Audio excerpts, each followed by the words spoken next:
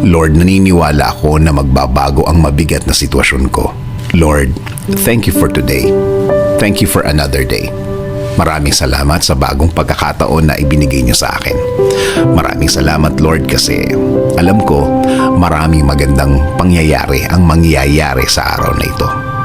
Alam ko na puno ng pagpapala ang araw na ito.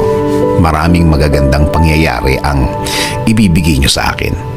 Alam kong patuloy ang pagbibigay niyo ng magagandang bagay sa aking buhay.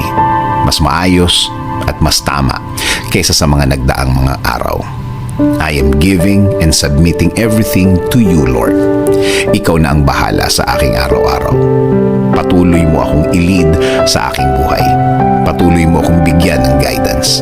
Alam kong patuloy mong ilalagay ang mga bagong opportunity sa aking buhay, Lord. Sa iyo ako palagi titingin. Sa iyo palagi ako magfo-focus. At hindi sa mga mahihirap na nararanasan ko.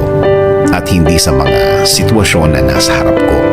Sa mga bagay na kung iisipin ko, Lord, ay malulungkot lang ako at iisipin bumigay. Again, Lord, I declare this will be a good day today. It will be better than yesterday.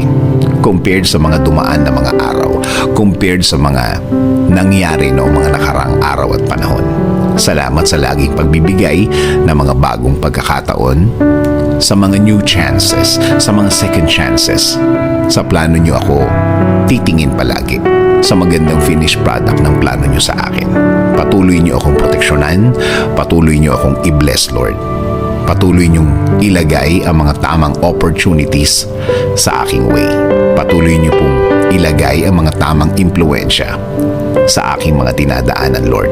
Sa aking mga dadaanan, Lord. Itinataas ko din sa inyo ang aking pamilya.